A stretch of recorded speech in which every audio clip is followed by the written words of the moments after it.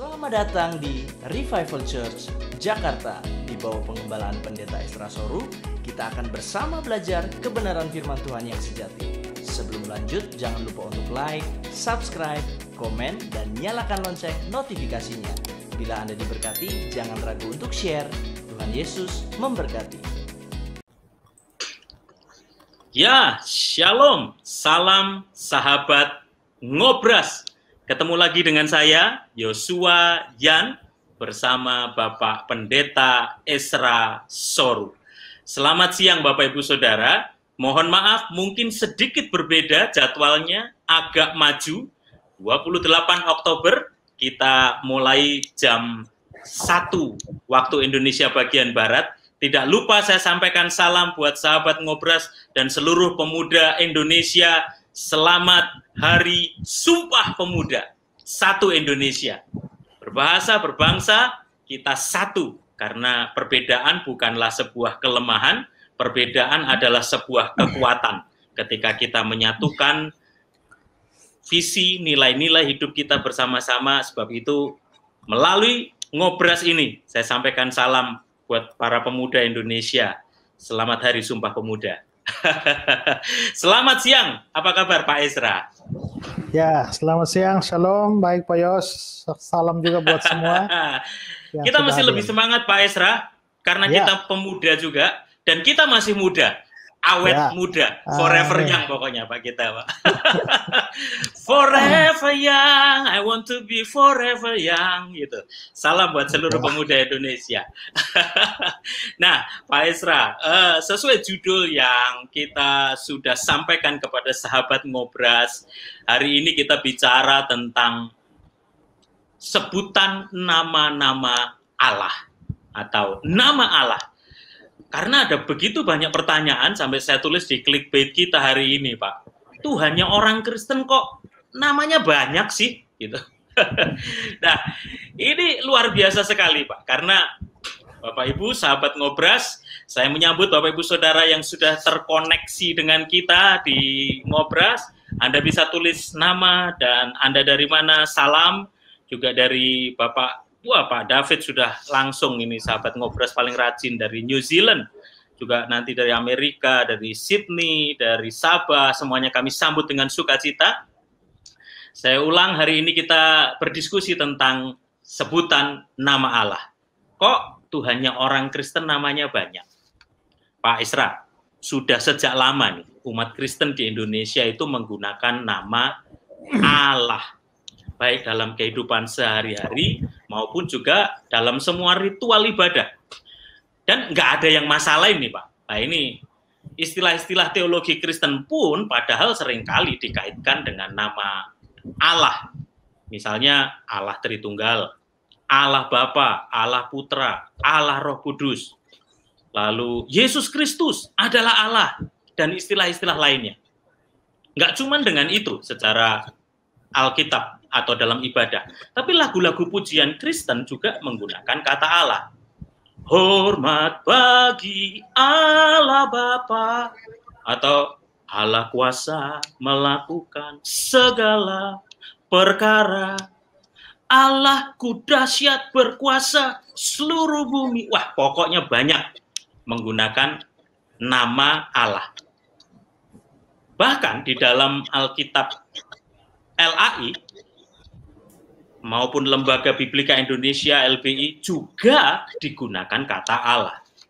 Nah, pertanyaannya nih Pak, sekarang ini beberapa tahun yang lalu kan mulai muncul, saya yakin kita semuanya mendengar sahabat ngobras, kelompok yang anti dengan nama Allah. Bagi mereka adalah haram bagi umat Kristen untuk memuji atau menyembah Allah, karena Allah itu sebenarnya bukan Tuhannya umat Kristen atau Yahudi. Tuhannya umat Kristen atau Yahudi itu namanya Yahweh.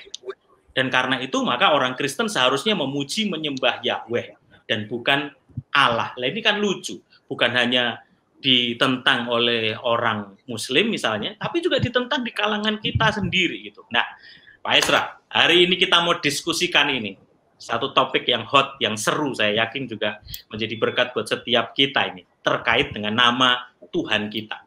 Pak Esra, sebenarnya aliran semacam ini itu munculnya dari mana sih Pak? Dan apa saja sepak terjang mereka sampai mendeklar seperti itu, ngelarang-larang pakai nama Allah? Silakan Pak Ezra. Ya, jadi kita sudah lihat ya, sudah seperti yang Pak Yos bilang tadi, kita sudah familiar nih dengan kata Allah nih ya. Tapi ya muncul sebuah pemahaman yang dari beberapa tahun yang lalu, bahkan sampai hari ini juga, mereka seperti tadi dikatakan haram menyebut Allah, menyembah Allah, memuji Allah. Ya. Menurut mereka kita harus menyembahnya Yahweh, bukan Allah. Nah, kelompok ini karena mereka punya dua ciri ya. Sebenarnya mereka anti kata Allah atau nama Allah, lalu maunya harus menyembah Yahweh. Makanya kelompok ini sering disebut sebagai Yahweh Isme atau pengagung nama Allah. Atau juga di Barat itu dikenal dengan nama Sacred Name Movement. Suatu gerakan nama kudus. Ya. Nah, ini kalau di Indonesia ini kalau nggak salah itu dipelopori oleh seorang yang namanya Dr. Suradi, itu dari Yayasan Nehemia. Lalu kemudian dia berlindung di belakang nama Sirotol Mustaqim. Lalu kemudian hari itu berganti nama dengan Bet Yesua Hamasyah. Ya. Nah, kalau ditanyakan sepak terjangnya ya memang tokoh-tokohnya seperti ya Pak Teguh Hindarto, Pak Yakub Sulistio, Christian Sugiarto, dan masih ada sejumlah orang-orang lagi ya. Termasuk juga Dr. Suradi itu. Nah, kelompok ini karena anti terhadap Allah dan mereka pernah membuat heboh beberapa tahun yang lalu dengan mengajukan tuntutan hukum kepada LAI, Lembaga Alkitab Indonesia, ke pengadilan karena ya menganggap bahwa Lembaga Alkitab ini telah menyesatkan begitu banyak orang Kristen karena menerjemahkan Alkitab itu nama Tuhan itu dengan Allah, dan itu menyesatkan banyak umat Kristen dan karenanya mereka menuntut ke pengadilan. Padahal mereka bagian dari orang Kristen sebetulnya ya. Ya. Dan bagi mereka semua orang Kristen atau semua gereja yang masih menggunakan nama Allah atau memuji Allah, menyembah Allah itu sesat. Itu penyembahan berhala. Dan karena itu tidak diselamatkan. Ya, jadi siapa saja yang masih menyembah Allah, memuji Allah tidak akan selamat. Dan banyak gereja juga memegang paham seperti ini. Ya. Saya nggak tahu sampai sekarang, tapi beberapa tahun yang lalu ya gereja YHS itu ya, Yakin Hidup Sukses itu ya salah satu gereja yang memang anti Allah, ya, anti Allah. Dan karena itu mereka berusaha membuang Allah dari semua lagu-lagu pujian dalam khotbah. Seorang teman saya itu ya dari Balikpapan, dia diundang khotbah oleh gereja ini, lalu diwanti-wanti, ingat loh Pak ya, kalau khotbah jangan pakai Allah. Tapi karena sudah keseringan pakai Allah di tengah-tengah khotbah, ya muncul lagi juga kata Allah. Dan dia ditegur dan setelah itu tidak dikasih jadwal khotbah lagi, ya. Lagu-lagu juga membuang Allah. Nah, kita kan ada lagu gini ya Pak Yos. Allah ditinggikan dengan sorak-sorai. Nah, mereka ganti. Allah ditinggalkan dengan sorak-sorai. Ya, Allah ditinggalkan. Jadi Allahnya ditinggalkan. Mereka misalnya ya menganggap bahwa kenapa terlalu banyak ya kalau kita melihat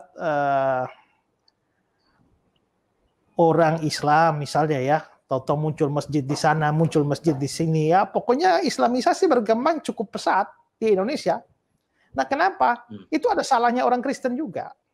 Karena orang Kristen itu menyembah Allah dari lagu itu loh Pak, lagu apa tuh yang dari timur sampai ke barat, apa? Utara sampai selatan tuh. Terdengar pujian bagi Allah dari barat sampai ke timur, ya, dari utara ke selatan, barat sampai timur terdengar pujian bagi Allah. Nah, itulah makanya akhirnya masjid muncul di mana-mana, ya. Sampai akhirnya tiap hari azan kita dengar Allah terus. Nah, itu karena salahnya orang Kristen nyanyi-nyanyi kayak gitu. Bukan cuma sampai di situ. Mereka juga akhirnya karena tidak setuju dengan Lembaga Alkitab Indonesia yang mengeluarkan Alkitab dengan menggunakan kata Allah, ya akhirnya mereka juga mengeluarkan Alkitab sendiri, ya. Mereka mengeluarkan Alkitab sendiri, namanya Kitab Suci Taurat dan Injil, atau sering disebut sebagai KS 2000, Kitab Suci 2000. Itu diterbitkan oleh Bet Yosua Hamasiah pada tahun 2000, ya. Lalu juga setelah itu ada diterbitkan lagi kitab lain namanya Kitab Suci Umat Perjanjian, ya. Itu diterbitkan oleh gereja-gereja pengagung nama Yahweh tahun 2002, itu mereka keluarkan buku itu, ya. Dan dalam kedua Alkitab itu mereka mengembalikan nama Yehuwa atau Yahweh. Lalu belakangan lagi muncul Alkitab yang namanya ILT, Indonesian Literal Translation, ya, terjemahan harfiah Indonesia dengan ya memakai terjemahan Lembaga Alkitab Indonesia, tapi kata Allahnya saja yang dibuang, ya, membuang kata Allah.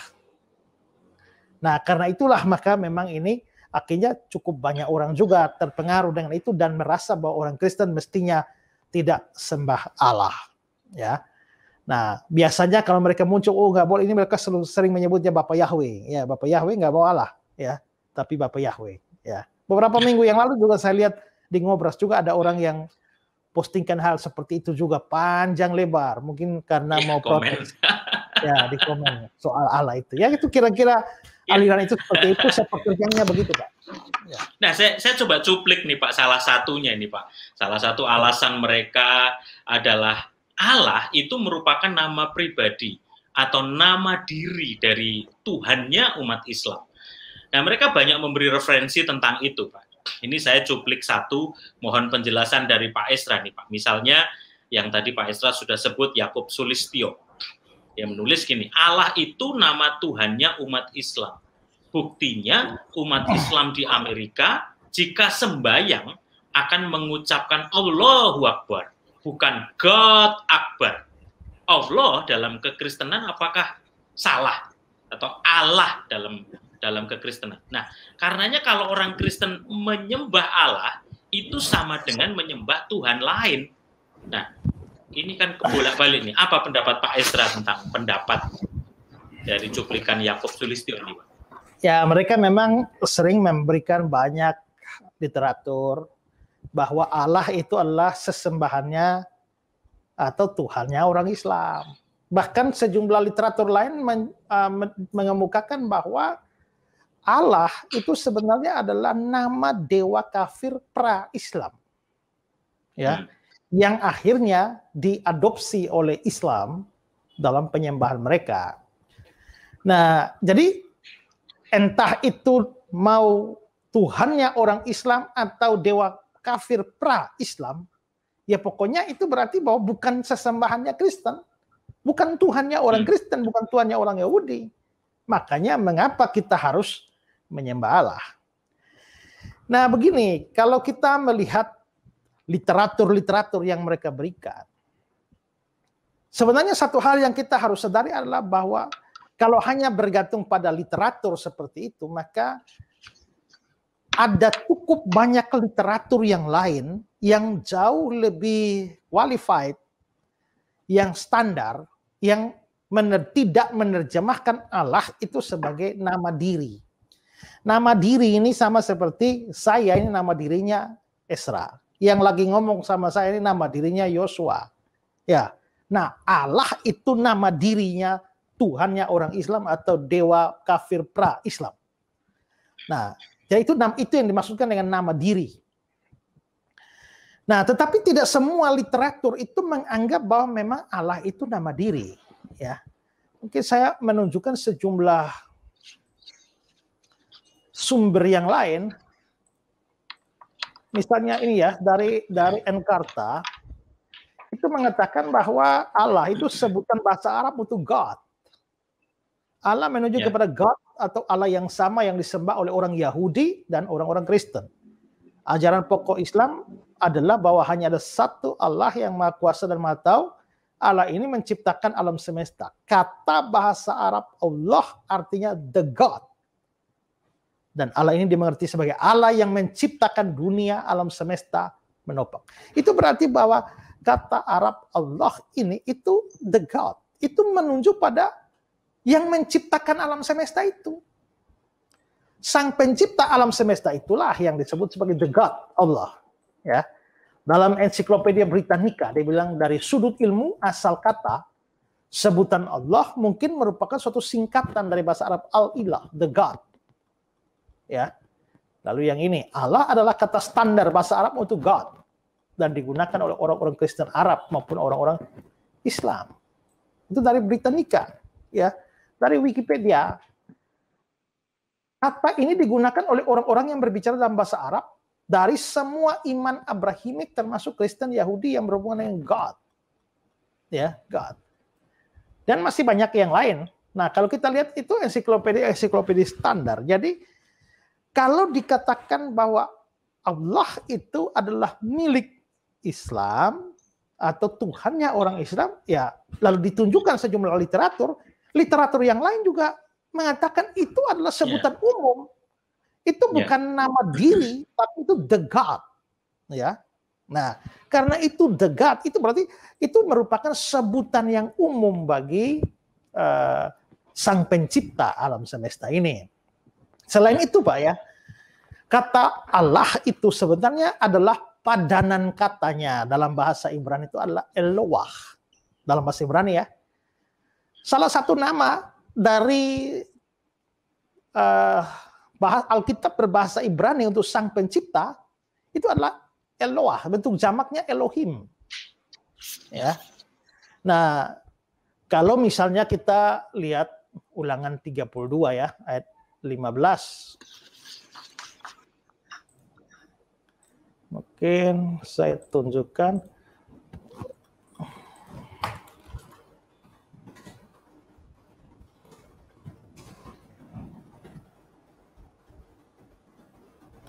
Ya, sudah lihat kata God ya?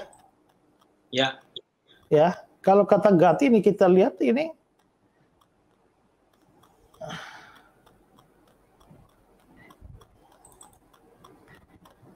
Eloah. Ya. God.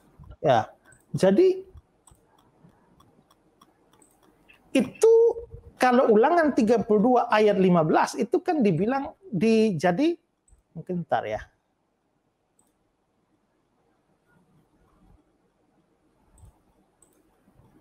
Ini God, tapi di dalam Alkitab Indonesia, ya, itu diterjemahkan Allah. Ya, berarti Allah ini berasal, itu yang bahasa Inggrisnya God, ya, itu dari bahasa Ibraninya Eloah. Ya, Eloah. Nah, perlu kita ketahui bahwa di antara bahasa-bahasa serumpun, itu biasanya ada kata-kata yang punya kemiripan bunyi. Itu namanya korespondensi fonetik. Nah, bahasa Ibrani dan bahasa Arab itu mempunyai, itu serumpun. Karena itulah mereka mempunyai korespondensi fonetik. Kesamaan bunyi, misalnya ya, shalom dalam bahasa Ibrani, ya, itu sampai bahasa Arab menjadi salam. Dari shalom menjadi shalom. Sampai ke Indonesia karena dipengaruhi Arab dia jadi salam. Ya. Makanya shalom aleichem di dalam bahasa Ibrani menjadi assalamualaikum dalam bahasa Arab. Kata abodah itu bahasa Ibrani, tapi karena dia serumpun dengan bahasa Arab, maka abodah menjadi ibadah dalam bahasa Arab. Sampai ke Indonesia jadi ibadah atau ibadat. Kata Ibrani kados. Itu dalam Ibraninya menjadi kudus. Kados, kudus. Mirip. Lalu jadi ke Indonesia juga kudus. Mesiah atau Masyah. Itu dalam bahasa Ibrani. Di bahasa Arabnya menjadi Masih. Masyah menjadi Masih. Kalau dikasih kata sandang dalam bahasa Arab, al, maka al-Masih. Ya. Makanya Yesua Hamasyah dalam bahasa Ibrani ya menjadi Isa al-Masih dalam bahasa Arab. Abraham itu Ibrani, menjadi Arab Ibrahim. Gabriel, Jibril, Hagar, Hajar, Melek menjadi Malik. Ya, maka Eloah Itu bahasa Ibrani. Eloah itu karena bahasa-bahasa serumpun itu misalnya ya dari Eloah itu dalam bahasa Babylon itu menjadi ilu. Eloah menjadi ilu, dalam bahasa Arab menjadi Elah atau Allah, maka dalam Arab menjadi Allah. Ya, Allah. Jadi sebenarnya Eloah itu ya sama dengan ilu, sama dengan Elah, sama dengan Allah, sama dengan Allah.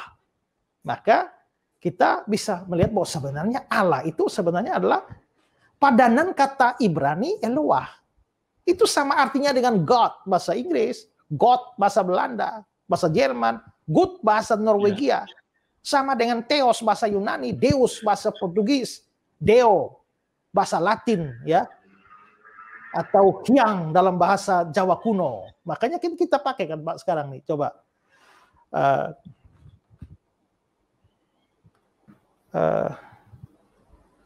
Siang malam selalu sembahyang. Itu lagu apa? Saya bergirang mengapa kau ya. Ya. Saya siang malam selalu sembahyang. Apa itu sembahyang? Sembahyang itu artinya sembah Hyang. Hyang itu siapa? Sang Hyang Widiwasa. Okay. Jadi menyembah Hyang. Nah, menyembah Hyang itu namanya sembahyang. Kalau puji Hyang ya namanya puji Hyang. Kita kan sering gunakan kata sembahyang. Nah, jadi itu sebenarnya adalah padanan kata saja dari Eloah dengan Allah, dengan God, ya, good, ya. Masing-masing daerah punya penyebutan. Jadi itu mungkin justru itu Pak yang jadi pertentangan Pak ya. Karena kalau orang Muslim itu kan memang berbahasa sumbernya Al-Qur'annya sama, bahasa Arab, sehingga cuma satu nama, Allah gitu. Kemudian kan kalau di kita di Kristen ini kan jadi Tuhan, jadi nanti ada Elohim, ada Allah, ada macam-macam Yahweh gitu. Sehingga muncullah kok seakan-akan tuh hanya orang Kristen namanya banyak. Nah, pertanyaan selanjutnya. Kita sudah lihat Pak ya, mungkin kali lalu ngobrol sekali lalu kan saya sudah tunjukkan bahwa memang ya agama-agama lain ini bertumbuh berkembang dalam satu kebudayaan dengan satu bahasa. Itu beda dengan Kristen. Kristen bertumbuh dalam kebudayaan yang jamak plural dan karenanya juga berbahasa lebih dari satu. Ya. Iya. Nah, Pak, mungkin nggak sih, Pak, itu karena ketidakmengertian inilah yang menyebabkan munculnya larangan di sejumlah tempat. Kalau yang paling sering kita dengar santer kemarin kan di Malaysia, Pak, yang melarang orang Kristen menggunakan nama Allah. Menurut Pak Esra gimana, Pak? Ini ada yang dari Sabah juga, salam dari Sabah. Itu model ajaran seperti itu ya datang dari pihak Kristen juga sendiri ada, seperti yang saya sudah bilang tadi ya.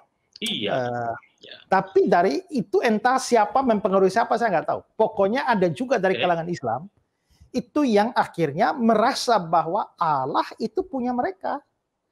Sementara ada orang Islam yang mengklaim bahwa Allah itu punya mereka, ada orang Kristen juga yang meneguhkan bahwa Allah itu milik orang Islam. Karenanya dua-dua sepakat bahwa orang Kristen mestinya tidak boleh pakai kata Allah. Ya, nah karena itu jugalah maka pernah terjadi larangan di Malaysia, ya, larangan di Malaysia untuk menggunakan nama Allah ini. Bahkan beberapa tahun yang lalu saya ingat ada kasus Agnes Monica, Agnes Monica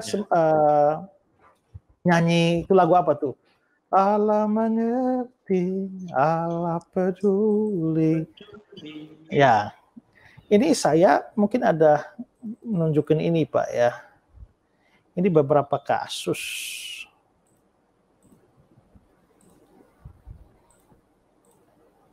Ini ya. Sidang kasus Allah kembali digelar di Malaysia.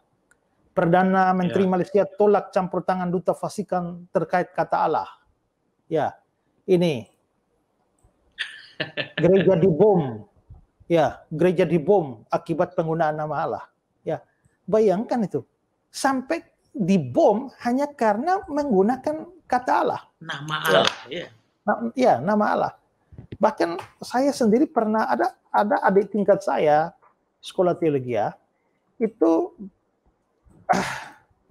dia sempat WA saya untuk menggambarkan betapa menderitanya mereka di sana, ya. Jadi hanya boleh menyebut Tuhan, tapi tidak boleh Allah, ya, tidak boleh Allah. Itu dianggap, mungkin ntar ya, saya kasih beberapa.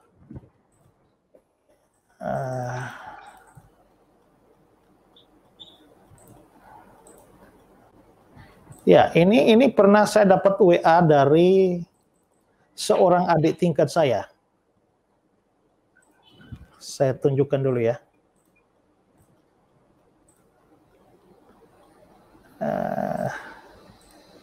Ini ya, dia bilang begini. Situasinya begini Kak, dia kasih tahu saya. Sudah hampir 2-3 tahun ini Alkitab atau Bible kita dipermasalahkan dengan penggunaan nama Allah oleh saudara-saudari Muslim kita.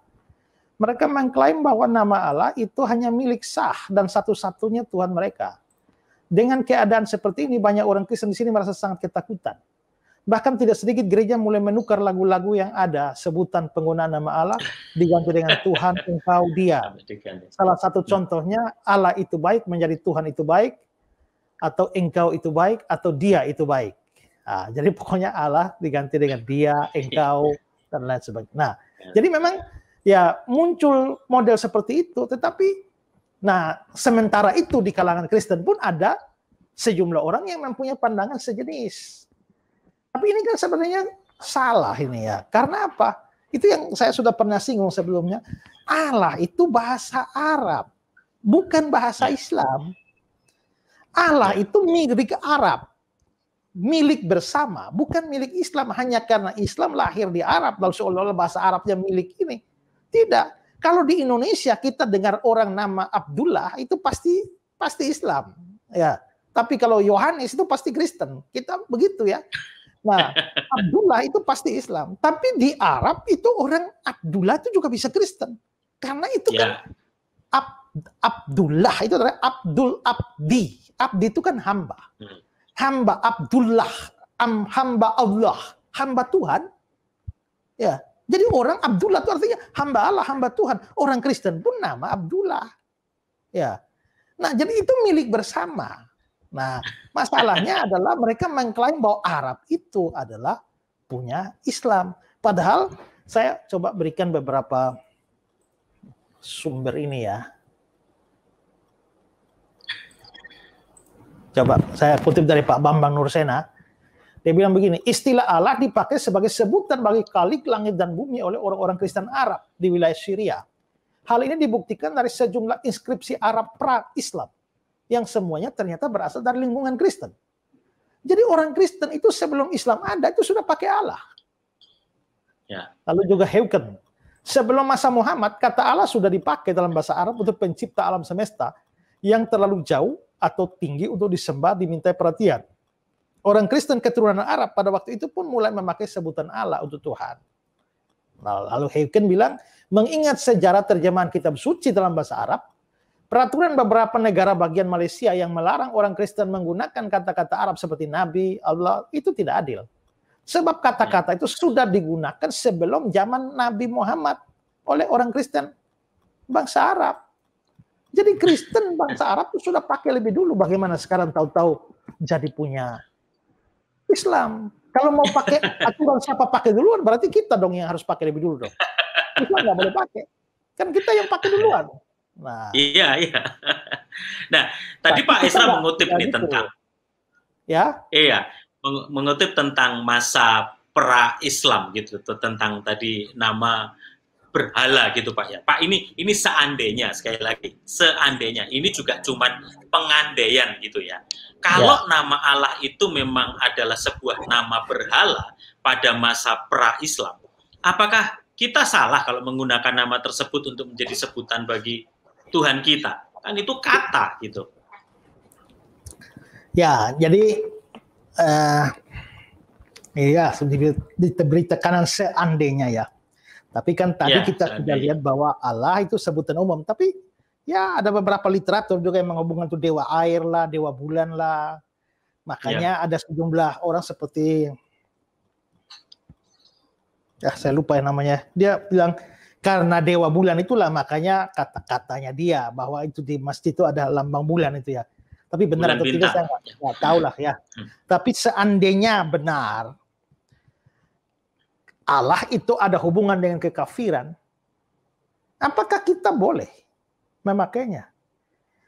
Nah, menurut saya nggak masalah karena kita tidak menunjukkan penyembahan kita atau pujian kita kepada dewa kafir itu, tidak. Nah, mungkin saya bisa menunjukkan kepada saudara. Tadi kan saya sudah tunjukkan bahwa El itu kan salah satu nama Allah kan? Ya. Nama El itu kan di Alkitab kita, Ibrani itu makanya ada istilah Bet El. Itu rumah Allah. Ya. Ada istilah banyak ya istilah El yang kita pakai El Shaddai, El itu ya. Tapi saudara, ternyata El itu dipakai untuk Tuhan yang kita sembah. Tapi ternyata juga dipakai untuk para berhala. Ya. Saya coba tunjukkan Ulangan 32 ayat 12 ya.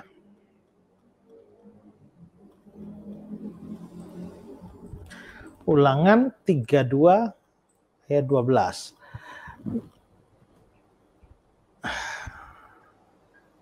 Kita lihat Alkitab Indonesianya.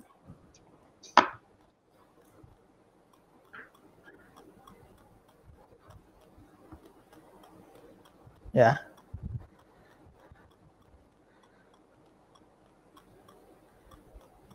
Demikianlah Tuhan sendiri menuntun dia dan tidak ada Allah asing menyertai dia. Menyertai dia. Saudara lihat ini kata Allah digunakan ya.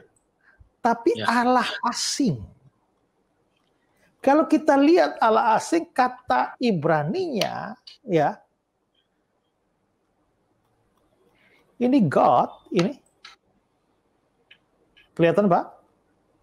Diklik dulu Pak, bawahnya belum kelihatan. Ya. Kata God-nya kelihatan? Ya, kelihatan God-nya. Ya, saudara lihat God-nya dan itu Ibraninya adalah El. L, oke. Ya. Nah, kalau begitu L di situ itu menunjuk pada God huruf kecil dan itu menunjuk kepada ini Allah asing. Nah, Allah asing itu apa? Allah asing itu jelas berhala-berhala. Berarti berhala-berhala itu juga menggunakan L. Tapi ternyata Tuhannya kita juga gunakan L. Ya. Gunakan L. Lalu sebenarnya L itu apa? Ya. L itu apa atau siapa? Nah, kita butuh lihat kamus untuk mencari tahu sebenarnya El yang itu salah satu nama dari Allah kita, tapi El itu sebenarnya siapa? Saudara lihat ini. Ini dikutip dari Nelson Bible Dictionary untuk menjelaskan siapa itu Dewi Asyera. Ya. Dewi Asyera. Asyera digambarkan sebagai istri dari El. Atau kadang-kadang Baal dalam mitologi Kanaan. Dalam Angus Bible Dictionary, Asyerah, bentuk jamak Asherim, seorang dewi kafir yang ditemukan dalam teks kepahlawanan agama ras Samra yang ditemukan di Ugarit di Syria Utara sebagai Asherat, nyonya dari laut dan pasangan atau istri dari El.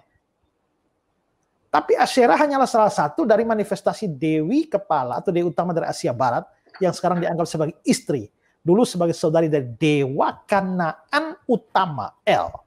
Kalau begitu El itu apa? El itu adalah dewa utama di Kanaan. Ya. Itu nama dewa. Tapi kita bisa lihat ternyata itu dipakai juga untuk Allah kita yang sesungguhnya, Tuhan kita. Makanya Tuhan kita juga itu menyandang nama El. Ya, menyandang nama El. Nah, kalau El bisa, kenapa Allah tidak bisa? Ya. Nah, lalu juga itu berlaku bagi Elohim. Sekarang saya tunjukkan Kejadian 1 ayat 1. Elohim ini adalah bentuk jamak dari Eloah ya. Nih, Kejadian 1 ayat 1. Ini kan pada mulanya Allah menciptakan langit dan bumi. Kata Allah, itu di dalam bahasa Ibrani-nya ini Inggrisnya God. Nah, itu di dalam bahasa Ibrani-nya itu Elohim.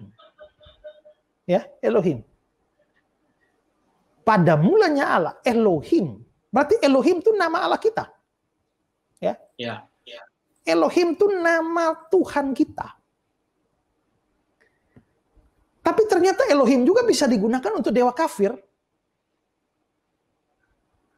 Kita lihat contoh ya di Mazmur 95 ayat 3. Ya. Mazmur 95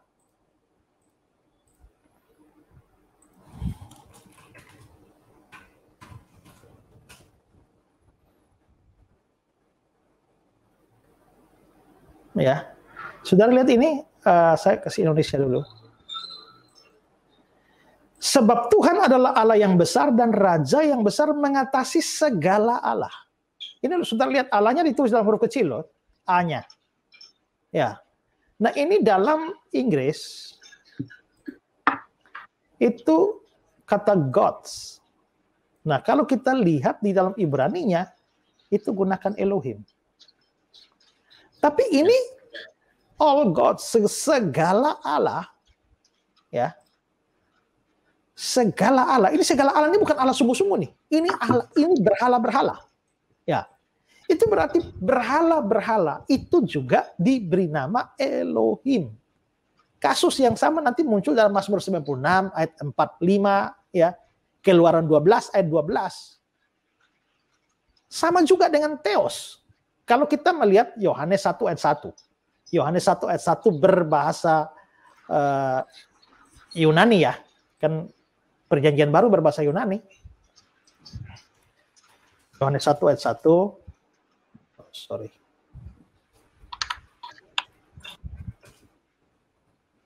Pada mulanya firman, firman bersama-sama dengan Allah, dan firman itu adalah Allah. Perhatikan ada kata Allah di sini.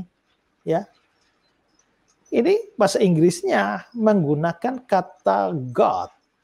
Tapi kalau kita lihat Yunaninya itu Theos. Ini kata Theos. Berarti Tuhan kita itu dalam bahasa Yunani itu Theos. Tapi sebenarnya Theos itu dari mana? Atau apa artinya kata Theos? Ini bahasa Yunani dan ingat kebudayaan Yunani juga kebudayaan kafir. Nah, kalau Theos itu apa artinya? Saya berikan keterangan dari Herman Bavinck. Theos, kata Yunani Theos diturunkan dari titenai, tein, testai. Beberapa ahli bahasa menghubungkannya dengan Zeus, Dior, Jupiter, Deus, Diana, Juno, Diu. Ditafsirkan demikian, maka kata itu menjadi identik dengan kata Sanskerta Deva atau Dewa, langit, surga, yang berkilau bersinar, dan berasal dari kata Div, yang berarti berkilau bersinar. Ini berarti bahwa asal-usul kata Theos itu juga kafir itu. Tapi ternyata kita bisa lihat bahwa itu digunakan. Maka dari sini kita bisa melihat bahwa kebudayaan atau dewa-dewa pada waktu itu disebut dengan nama-nama tertentu. Tetapi itu dipakai di dalam Alkitab untuk diarahkan kepada pribadi yang benar. Ya. Tidak lagi menuju kepada pribadi-pribadi palsu, Allah-Allah palsu itu, ya, atau para berhala, ya dewa-dewa itu tidak. Nah, jadi itu kalau bisa terjadi pada Elohim, Theos, kenapa tidak bisa terjadi pada Allah? Jadi seandainya memang Allah itu benar dewa pra-Islam, dewa bulan, kayak dewa matahari, kayak dewa apa, kita juga tidak mau tahu. Pokoknya yang penting sekarang kita menggunakan Allah tidak menuju pada dewa bulan itu, tidak menuju pada dewa matahari itu kan dewa apakah ya. Tapi yang penting adalah kita menunjukkan itu pada Sang Pencipta alam semesta itu, ya. Nah, kalau kadang-kadang ada orang alergi, wah kalau begitu jangan dong, ini berarti Kristen berasal usul kafir dong, jangan dong. Ya sekarang gini loh. Kalau begitu saudara jangan pakai kalender sekarang, karena Januari, Februari, Maret, April itu semua itu nama dewa. Itu punya kafir itu. Kafir itu.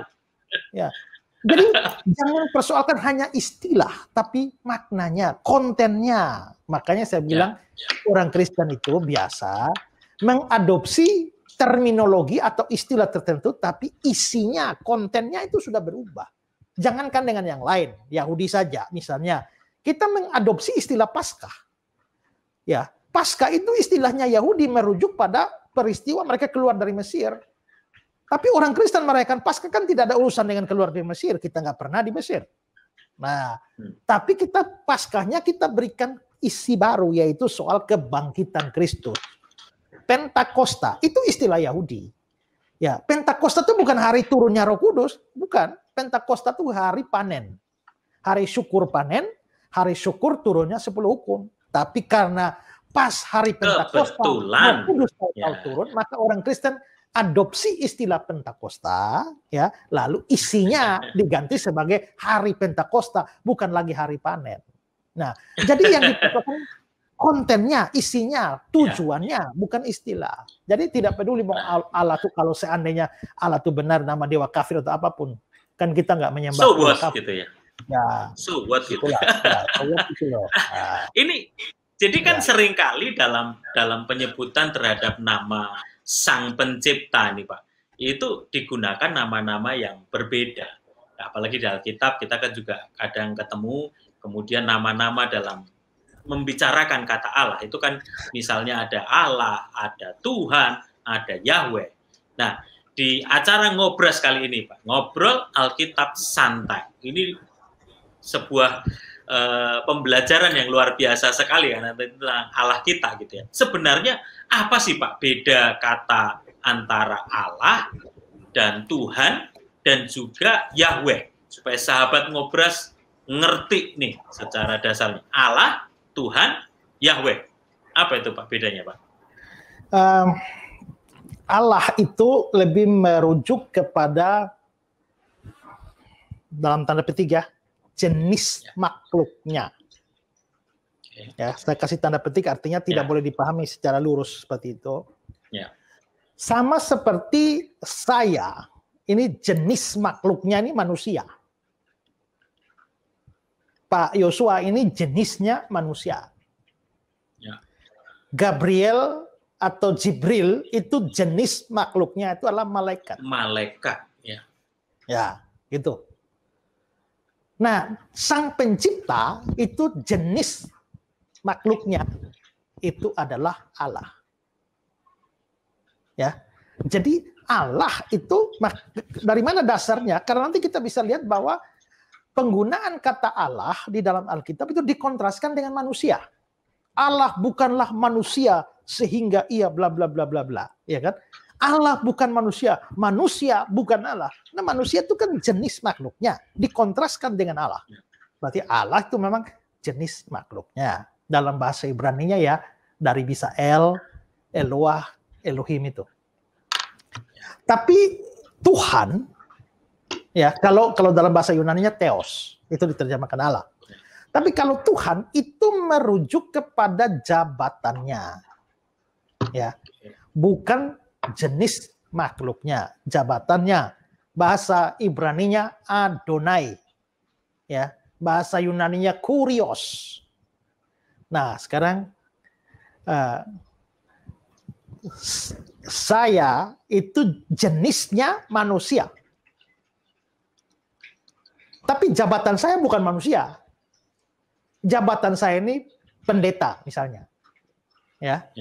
Nah, dia Sang Pencipta itu jenisnya Allah. Tapi jabatannya Tuhan. Jadi Tuhan itu merujuk kepada jabatan, Allah itu merujuk kepada jenis makhluknya. Lalu Yahweh itu apa? Yahweh itu nama diri. Nama diri, personal name. Sama seperti saya, nama dirinya Esra. Bapak nama dirinya Yosua. Dia nama dirinya Yahweh. Jadi saya manusia, dia Allah. Saya pendeta, dia Tuhan. Saya Esra, dia Yahweh. Nah, itu bedanya di situ. Ya.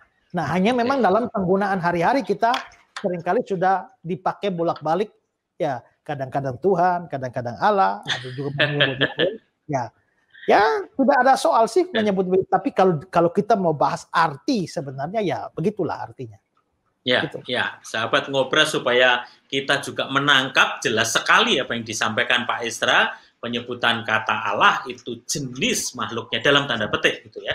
Ini bahaya karena bisa maksudnya menyebut tanda petik itu ya supaya masa Allah kok makhluk Ya, Makhluk itu kan makanya biasa mengacu pada ciptaan kan. Jadi saya kasih tanda petik hanya untuk menolong kita memahaminya. betul. Ya, makanya ini bahaya, Pak. Bisa dibelokkan ini kalau sampai nangkapnya salah. Ya. Kemudian Tuhan itu jabatan dalam tanda petik, Yahweh itu lebih kepada nama diri. Nah, tadi Pak Esra sempat singgung nih, Pak, bahwa nama Tuhan itu bernama El, Elohim, Theos. Nah, itu apa lagi, Pak? Dan mengapa namanya kok banyak sekali seperti clickbait kita? Kok nama Tuhannya orang Kristen seakan-akan banyak sekali? Gimana itu Pak Esra? Nah, sebelum saya jelaskan itu, saya perlu kasih tahu dulu ya, dalam budaya kita tuh beda dengan budaya Ibrani. Okay. Kalau budaya kita menyebut nama itu biasanya hanya sekedar label untuk ya supaya bisa dipanggil, ya. Nah, tapi beda dengan budaya Ibrani. Budaya Ibrani itu nama itu menggambarkan penyandangnya. Bagaimana orangnya bisa dilihat dari namanya. Ya, kalau kita kan enggak. Orangnya kurus krempeng tapi namanya Maksi. Mestinya Mimi. Ya mestinya Mimi. Ya. Nah, kalau di sana tidak, nama itu menggambarkan orang atau pribadi orangnya. Itulah sebabnya kalau orangnya mengalami perubahan, maka namanya juga harus berubah. Gitu, ya. Namanya berubah. Kita lihat ada beberapa kasus di Alkitab. Ya, misalnya Abram itu menjadi Abraham dalam Kejadian 17 ayat 5. Namamu bukan lagi Abram, melainkan Abraham. Ya. Kenapa? Karena engkau telah kutetapkan menjadi bapa sejumlah besar bangsa. Karena Abraham itu artinya the father of multitude, ya. Bapak dari banyak orang. Yakub kita juga lihat ya. Yakub itu begitu terjadi perubahan hidup, namamu tidak akan disebutkan lagi Yakub tapi Israel. Ya.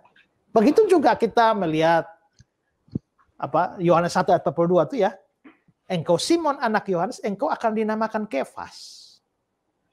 Petrus itu nama Yunaninya, tapi Kefas nama Aramnya, ya, Aramaiknya. Jadi kita bisa lihat bahwa nama itu orang, makanya kalau orangnya berubah, namanya berubah. Semua nama itu punya arti. Makanya kita juga lihat bahwa di Matius 1 ayat 21 itu ya, engkau akan menamakan dia, maksudnya yang dilahirkan itu ya, Yesus. Engkau akan menamakan dia Yesus. Kenapa? Dialah yang menyelamatkan umatnya dari dosa mereka. Karena itu maka kalau kita sudah bicara nama itu adalah diri, maka kita bisa melihat bahwa sebenarnya berarti nama Allah itu sebenarnya merujuk kepada dirinya Allah, ya, dirinya Allah atau siapa Allah. Saya bisa menunjukkan ya beberapa contoh.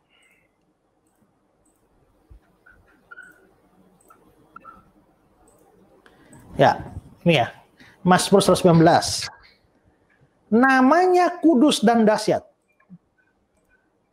Namanya kudus dan dahsyat. Sebenarnya yang dahsyat, yang kudus, yang dahsyat itu Allahnya, Tuhannya atau namanya?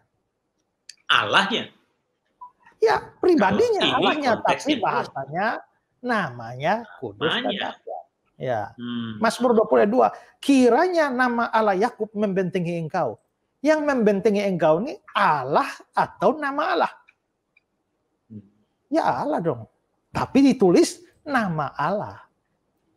Amsal 18 ayat 10. Nama Tuhan adalah menara yang kuat. Yang digambarkan sebagai menara yang kuat itu namanya Tuhan atau Tuhan. Ya Tuhan pribadinya, tapi ditulis nama Tuhan. Ada kata-kata Yesaya 56 ayat 6, mengasihi nama Tuhan. Mengasihi nama Tuhan itu sama dengan mengasihi Tuhan. Melupakan namaku itu sama dengan melupakan aku. Ya.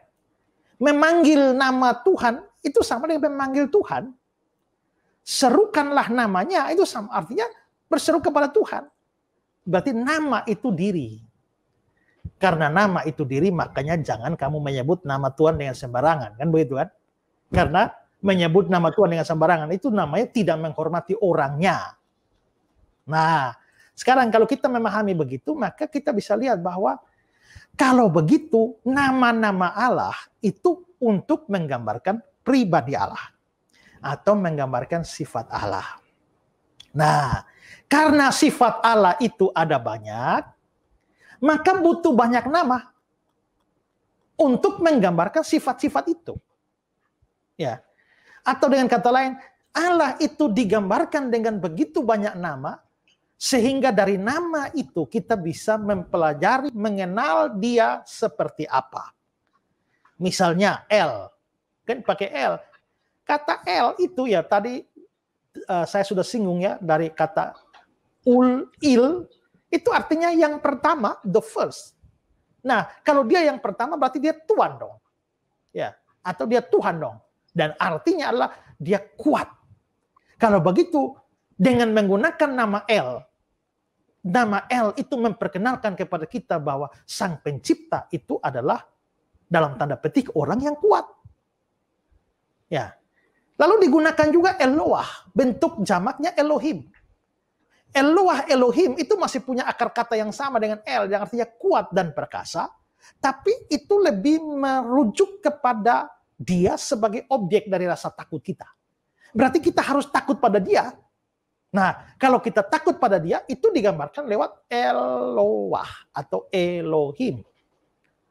Contoh lain, nama Elyon. Elyon itu artinya naik ke atas, ya, atau ditinggikan. Karena itulah Elyon itu diterjemahkan Allah yang maha tinggi.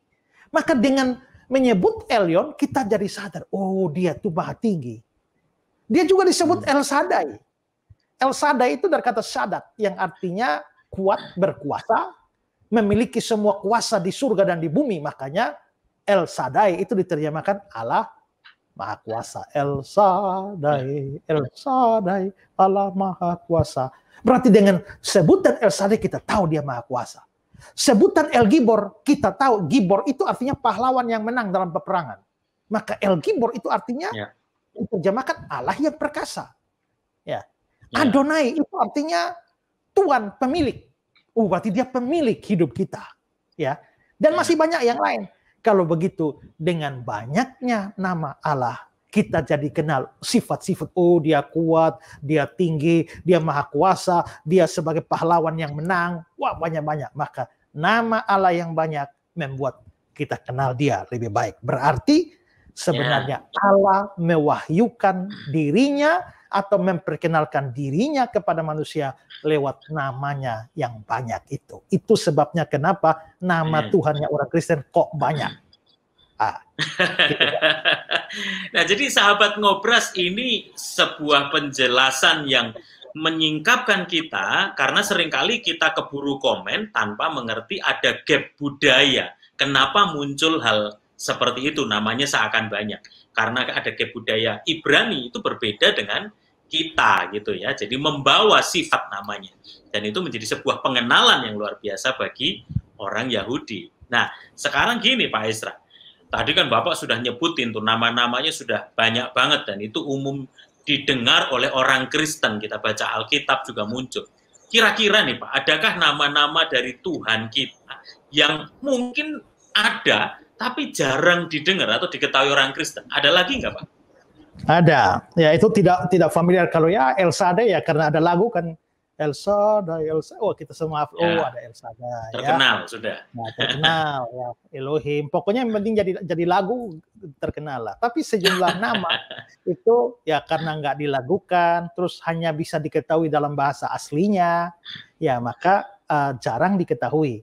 Nah saya berikan contoh itu nampak dalam Wahyu pasal 6. Ya, Wahyu 6 ayat 10.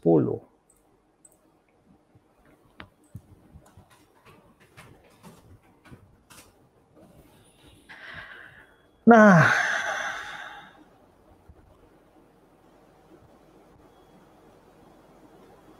ini sudah kelihatan belum? Ini kata kelihatan, Lord, Pak. Yang Lord ini ya. Ini kalau kita ke Indonesia Indonesia, Wahyu 6 ayat 10, diterjemahkan penguasa. Penguasa ini itu di dalam bahasa Inggrisnya Lord, tapi sebenarnya Yunaninya itu adalah ini, despotes. Despotes. Nah ini kan jarang didengar ya Pak ya.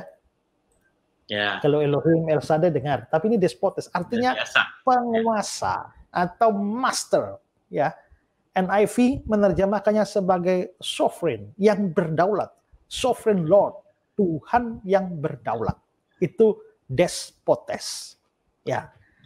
Nah, itu mungkin bagi ya para sahabat ngobrol tidak perlu didengar, ya juga digunakan. Atau yang bisa cipta lagu ya, coba cipta lagu despotes biar ada terkenal. Ya, terkenal. Nanti dikira lagu Latin malah. Ya, saya mau lihat lagi satu lagi ya, itu di Wahyu pasal 1 ayat 8. Ya. Ya. Nemu aja loh Pak Isra ini ya. Wahyu 1 ayat 8, Akulah Alfa dan Omega, firman Tuhan Allah yang sudah ada, yang akan datang, yang maha kuasa. Maha kuasa. Yang maha kuasa ini kalau kita lihat di dalam Alkitab Inggris, ya, diterjemahkan the Almighty, ya, the Almighty. Nah, the Almighty ini bahasa Yunaninya apa? Ini dia, Pantokrator. Pantokrator. Ya, Pantokrator itu yang maha kuasa. Nah, Pantokrator itu, ya, ini istilah ini muncul 10 kali di dalam Perjanjian Baru dan 9 diantaranya itu di dalam Kitab Wahyu. Ya. Dan ini diterapkan biasanya untuk Kristus yang telah bangkit dan juga kepada Allah Bapa. Ya.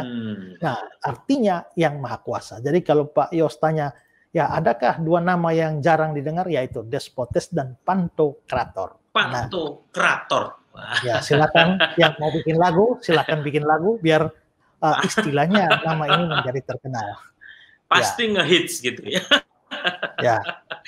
Nah, itu yang nyeleneh yang orang lain belum tahu tuh Pak. Nah, Pak, bagaimana dengan nama-nama kita sering dengar juga ini? Jehovah Jireh, Jehovah Rafa, Jehovah Nisi, Allah kemenangan, Allah yang menyembuhkan, Jehovah Jireh, Allah yang menyediakan gitu. Itu apa dan latar belakangnya seperti apa itu? Ya, sebenarnya itu kan, nah ini seringkali kan disebut sebagai Yehovah, Jehovah Jireh, Jehovah Rafa. Nah, sebenarnya problem penyebutan Yehovah juga jadi problem karena nama ini kan ditulis dalam bahasa Ibrani kan hanya 4 huruf mati, Yod He Waw He, YHWH. Nah, YHWH itu bacanya bagaimana? Nah, ada yang bilang Yahweh, ada yang bilang Yehovah, ada yang bilang Yehuwa. Ya, nanti kapan-kapan lah kalau kita mau nyambung bahas ini bolehlah lain kali ya. Tapi sebenarnya sebutan Yehovah itu mungkin tidak terlalu pas. Tapi ya karena sudah populer sebagai Yehovah Jireh, tapi sebenarnya adalah lebih tepat mungkin adalah Yahweh Jireh, Yahweh Rafa. Nah, itu semua adalah varian-varian saja, varian-varian terhadap nama Yahweh itu, ya. Nama Yahweh itu diberikan keterangan kata lain untuk mendampingi kata Yahweh itu supaya menunjuk kepada sifat Allah atau tindakan Allah. Ya. Nah, makanya ini namanya memang banyak itu, ya. Nah, saya memberikan daftar itu yang sekaligus dengan artinya, ya ini ya. Yahweh Jireh, Tuhan yang mencukupkan. Yahweh Rafa, Tuhan penyembuh. Yahweh Nisi, Tuhan panjiku. Yahweh Makedesem, Tuhan menyucikan. Yahweh Shalom, Tuhan damai sejahtera. Yahweh Safat, Tuhan hakim yang maha besar. Yahweh Sebaot, Tuhan semesta alam. Yahweh Sikedung, Tuhan Allah kebenaran. Yahweh Sama, Tuhan yang maha hadir. Yahweh Ropeka, Tuhan pemulih jiwaku. Nah, ini nama-nama semua kata-kata Ibrani yang ditambahkan pada nama Yahweh untuk menggambarkan pekerjaan-pekerjaan Allah. Kalau begitu kita kembali mengerti bahwa nama itu tujuannya adalah untuk memperkenalkan sifat Allah dan perbuatan Allah berkenaan dengan kita. Makanya namanya banyak. Ya. Ini sahabat ngobras, saya percaya membuka paradigma pemahaman kita, justru jangan ngelihat dari sisi negatifnya. Kok namanya banyak, berarti Allahnya banyak. Bukan. Tapi justru seharusnya kita menangkap esensinya. Bahwa kita semakin mengenal sifat kepribadian Allah menurut kuasanya, kemampuannya, dan sifatnya. Nah, Pak Esra, ini kita buka nih tentang Matius 1 nih Pak. Matius 1 ayat 21. Mohon penjelasan Pak Esra tentang perbandingan ini nih Pak. Matius 1 21 ayat 21 ya. Saya bacakan, ia akan melahirkan anak laki-laki dan engkau akan menamakan dia Yesus. Karena dialah yang akan menyelamatkan umatnya dari dosa mereka. Nah, sahabat Ngobras, kita turun dikit nih di ayat yang ke-23. Saya bacakan, sesungguhnya anak darah itu akan mengandung dan melahirkan seorang anak laki-laki. Dan mereka menamakan dia Immanuel, yang berarti Allah menyertai kita. Nah, pertanyaannya gini Pak, ini kan nggak jauh-jauh, masih tetanggaan ayatnya. Mengapa ayat 21 baru saja mengatakan bahwa bayi yang dilahirkan itu akan dinamakan Yesus, tapi baru 2 ayat kemudian, ayat 23, kok namanya jadi Immanuel. Jadi yang benar bayi itu mestinya namanya Yesus atau Immanuel. Ada pertanyaan seperti itu, bagaimana penjelasan Bapak? Ini tidak sukar kalau seperti saya jelaskan tadi, bahwa kita harus bisa membedakan antara nama diri dan sebutan-sebutan yang dipakai hanya untuk menyatakan sifat atau perbuatan. Ya. Jadi gini, ini di ayat 21 menamakan dia Yesus, itu nama diri. Dia diberikan nama Yesus. Seperti Pak Yosua ini diberi nama Yosua. Itu kan Yesus itu. Ya. Saya ini kan Esra, nama diri. Tapi dia kenapa di ayat 23 ini bilang menamakan dia Immanuel? Ini Immanuel ini bukan nama diri sehingga dia jalan-jalan dipanggil Immanuel. Bukan. Kalau sekarang kan kita kan ada orang Kristen nama Immanuel.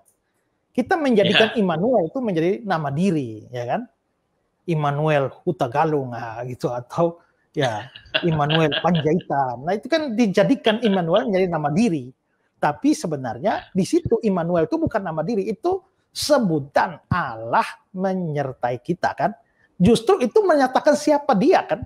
Kenapa? Karena kalau Yesus itu hanya nabi, mestinya nabi menyertai kita. Ya kan? Kalau Yesus itu hanya malaikat, mestinya malaikat menyertai kita. Tapi kalau disebut dia hadir, dia lahir, disebut Allah menyertai kita, ya berarti dia mesti Allah dong. Kalau dia bukan Allah kan gak cocok dengan Immanuel. Ya. Nah, kalau dia hanya guru, ya harusnya guru menyertai kita. Tapi Allah menyertai kita, ya berarti dia Allah. Nah, ini sama dengan gini, Pak.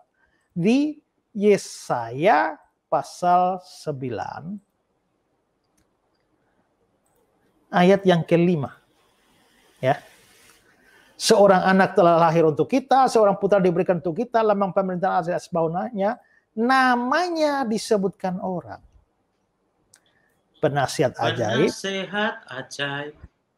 Allah perkasa, Bapa perkasa, ya, ini. Yang kekal. Nah, ini kan bukan berarti dia jalan-jalan begitu loh kita panggil, Bapa yang kekal, Allah yang perkasa, bukan kan? Ini adalah sebutan-sebutan atau gelar-gelar yang diberikan.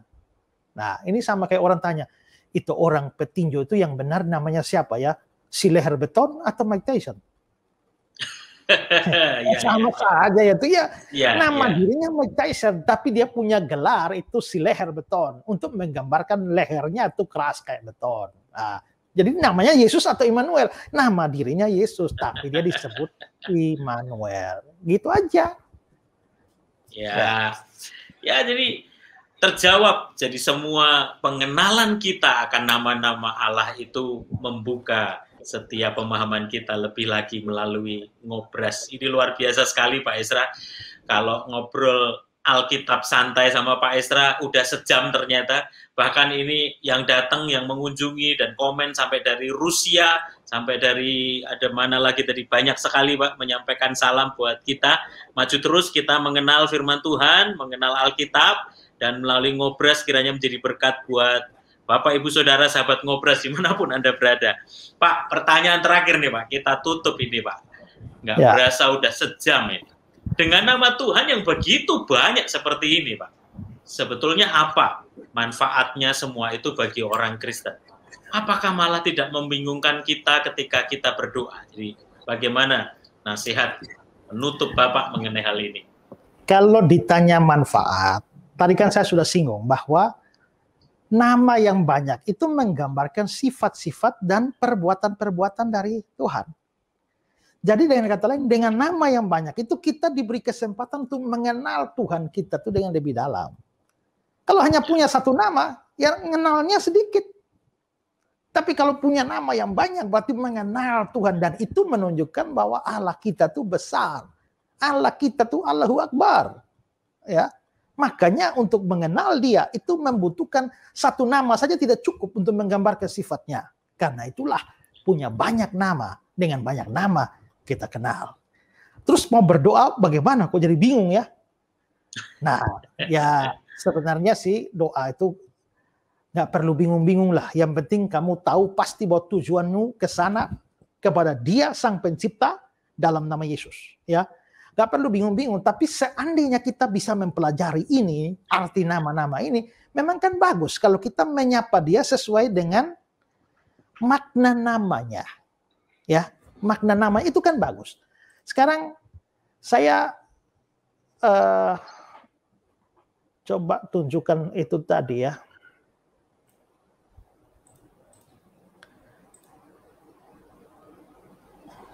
Ya ini tadi ya. Saudara lihat yang Yahweh Sebaot. Yahweh Sebaot itu diterjemahkan Tuhan semesta alam. Tuhan semesta alam. Nah, di dalam Alkitab itu ada kasus di mana Hana, itu dalam 1 Samuel itu kan, Hana itu kan mandul. Lalu Hana itu mandul, dia berdoa kepada Allah, minta anak kan. Nah, bagaimana Hana berdoa, minta anak kepada Tuhan, dia menyapa Allah bagaimana? Nah, kalau kita lihat di sini, dia menyapa Allah 1 Samuel 1 ayat 11, kemudian bernasarlah ia Tuhan semesta alam. Kalau kita lihat ini, King James-nya, Oh Lord of Hosts, ya, Oh Lord of Hosts. Ini dalam bahasa Ibrani-nya Lord, ini kan Yahweh atau Yehova, tapi host itu apa? Ini Saba atau Sebaot. Berarti dia lagi menggunakan Yahweh Sebaot. Semesta alam. Ya. Nah, Yahweh Sebaot itu Yahweh semesta alam. Nah, sebenarnya kata Sebaot itu artinya apa? Kata Sebaot itu secara harfiah itu artinya rombongan besar. Tuhan rombongan besar. Nah, Tuhan rombongan besar di situ apa? Para penafsir mengatakan ada dua kemungkinan. Pertama, rombongan besar itu menunjuk pada matahari, bulan, dan bintang. Kalau ini yang dimaksudkan, berarti Tuhan itu dianggap sebagai Tuhan atas seluruh alam semesta. Sehingga diterjemahkan Tuhan semesta alam. Seperti terjemahan Alkitab Indonesia. Ya. Kalau ini dipilih, artinya begitu. Tapi kalau rombongan besar itu bisa menunjuk pada malaikat. Itu sesuai dengan Mazmur 148 ayat 2. Pujilah Dia hai segala malaikatnya. Nah, kalau itu yang dimasukkan di sini artinya Tuhan itu adalah Tuhan yang berada di atas malaikat. Maka pada waktu Hana berdoa Yahweh Sebaot, ya, ini kan dia punya problem besar kan? Masalahnya besar. Karena dia punya masalah besar, maka dia menghubungi Tuhan atau dia mengatakan atau menyapa Tuhan yang menunjukkan kehebatan, kebesaran, kemahakuasaan Tuhan. Yahweh Sebaot, oh Tuhan pencipta alam semesta, Tuhan alam semesta. Waktu dia sebut Tuhan alam semesta, sekarang coba bayangkan, masalahnya sebesar apa sih? Ya, masalahmu dibandingkan dengan Tuhan alam semesta, masalahmu kan kecil. Nah, kalau begitu, Hana telah mempraktikkan dalam doa, dia menyapa Tuhan sesuai dengan namanya. Nah, saya mau berikan sedikit seperti ini ya. Tadi saya sudah berikan nama-nama.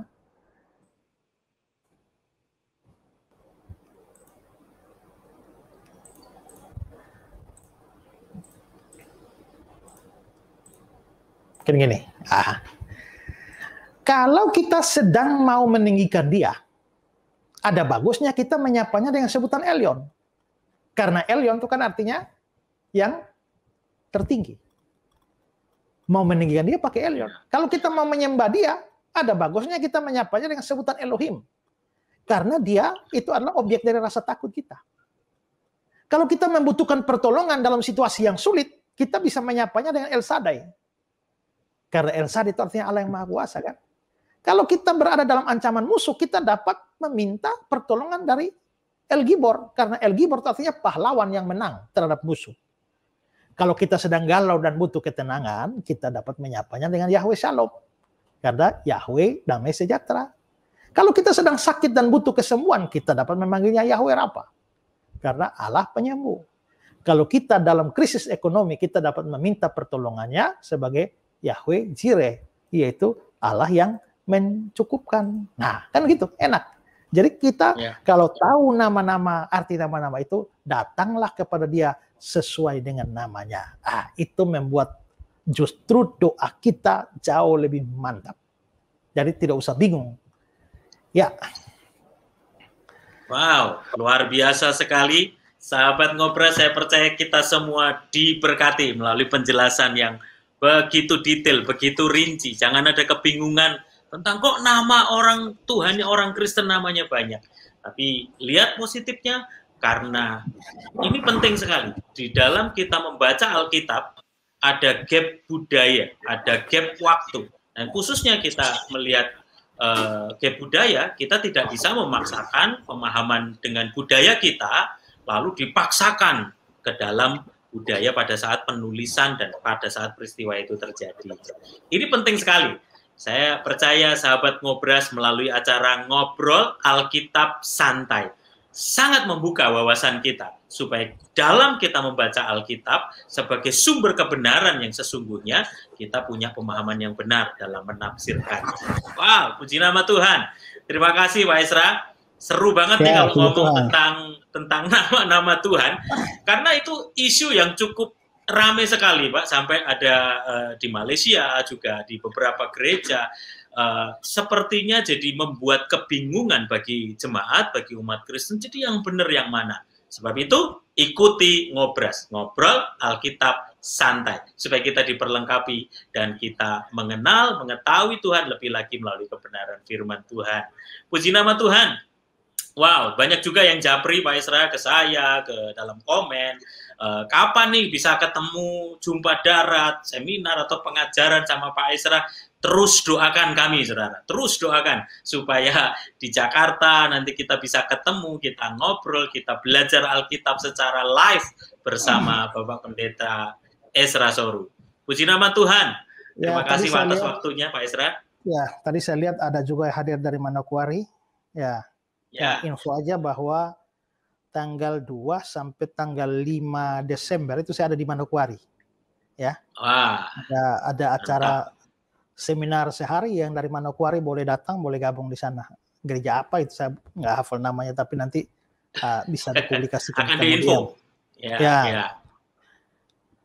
Ya, 16-17 Desember itu saya ada Natal gabungan. Ya, siapa saja boleh ikut di Bali, ya. Nanti yang Bali boleh gabung ke sana, ya. Bali Surabaya, 16, Manokwari 2 dan 3. Ya. 19 ada di Surabaya, ya. Nah, nanti Jakarta atau Tangerang ini belum tahu nih, ya. Nanti akan diinfokan. Ya. Tunggu tanggal mainnya. Doakan Bapak Ibu Saudara supaya kita juga bisa jumpa darat, ketemu, ngobrol, biasanya live, online. Saya percaya melalui Ngobras ini kita, meskipun secara fisik kita jauh, tapi hati kita dekat. Dan kita belajar Alkitab sama-sama. Puji nama Tuhan. Mari kita satukan hati bersama, kita berdoa. Saya percaya kita semua diberkati Tuhan. Dan nanti mohon Pak Ezra akan tutup dalam doa berkat buat setiap kita semua. Terima kasih Tuhan, kami mengucap syukur buat kebenaran firman yang boleh disingkapkan, dibukakan. Kami terus berikan kami kerendahan hati untuk kami terus belajar, dibentuk, mengenal Tuhan lebih lagi melalui pembacaan kami akan Alkitab di dalam ngobrol Alkitab santai. Kami rindu mengenal Engkau lebih lagi. Beri kami hati seorang murid, seorang hamba yang kami terus mau belajar mengenal dan semakin dekat dengan Tuhan.